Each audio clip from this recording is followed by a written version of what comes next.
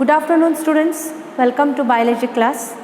In the previous class we were discussing about biological classification where we studied about R.H. Whittaker's 5 kingdom classification.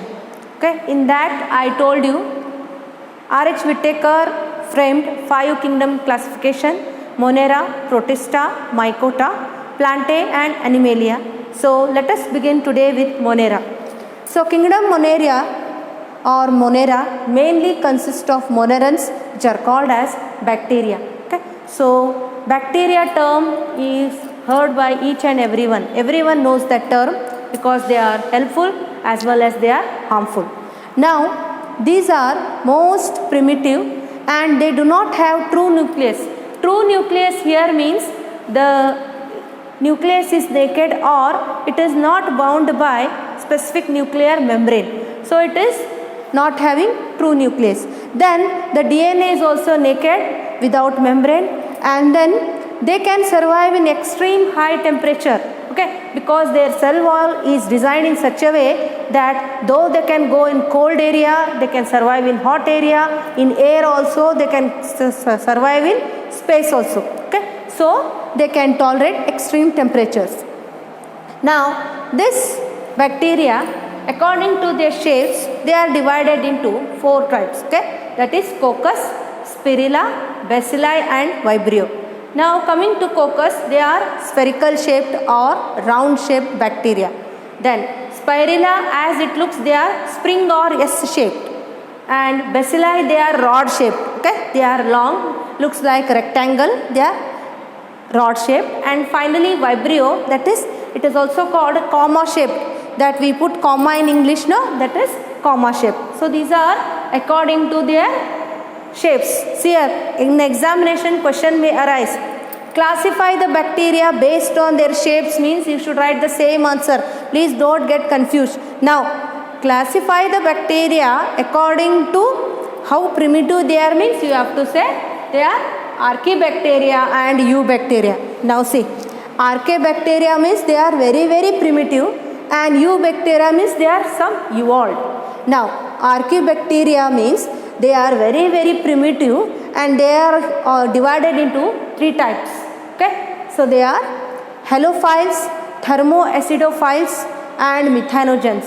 Now coming to halophiles, halo refers to salt. Okay, so they can tolerate in any saline or salty areas, that is these halophiles. Okay, so their body temperature, their cell wall is designed in such a way that they can tolerate extreme salt conditions. Now second is here, imagine thermoacidophiles. Thermo area means if you go to coal mines or any deep earth, that the temperature is very hot, but these bacteria can tolerate that also because of their stiff cell wall. They will not become digested in any hot temperature. You know, we keep many of our eatables which we remain in the night, we keep in the refrigerator. Why? Because it will not be spoiled, because there is no microbial action. But these thermoacidophiles, they are designed in such a way, though you boil them or keep in any hot conditions, no, they are not going to die. So they are so rigid and they are very strong. Now coming to methanogens, see students, this is very important CET question also. These methanogens, they are helpful bacteria and they are found in the gut of cows and buffalo. That is, you can see you have buffaloes and cows, no, they are present in their gut. Okay, and they are transformed into methane gas. Okay, when these animals pass their dung, okay, it changes into manure, and when that dung is burnt, no, used as fuel, you know, cow dung or buffalo dung, when it is dried, then it is used as a fuel. Okay, so it is a natural compost fuel. Now when it is burnt, what happens? We can prepare our food. Okay, methane gas is evolved from these methanogens because they are present in the gut of cow and buffaloes. Now coming to Eubacteria, Eu means true. Now Eubacteria we have helpful and harmful.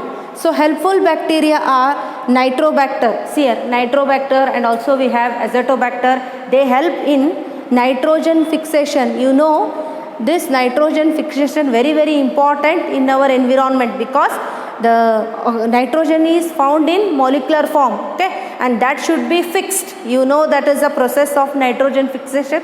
What happens when rain forms, okay, then it flows, and then these bacteria which are present in the nodules, they help in nitrogen fixation. So they are helpful bacteria. And one more, you know, lactobacillus, very important, as we all are fond of milk and curds, okay. So this bacteria lactobacillus helps in curdling of milk. ಕನ್ನಡದಲ್ಲಿ ಹೇಳಬೇಕಂದ್ರೆ ಹಾಲಿಗೆ ಹೆಪ್ಪು ಹಾಕಲಿಕ್ಕೆ ಸಹಾಯವಾಗುತ್ತೆ. So this helps in curdling of milk, okay. So process of curd formation. Now coming for harmful, we all know that these are the dreadful diseases, that is typhoid, okay. So typhoid caused by Salmonella typhi, one of the most dangerous bacteria. Then tuberculosis, okay, Mycobacterium tuberculosis, and finally this cholera also, that is Mycobacterium cholerae.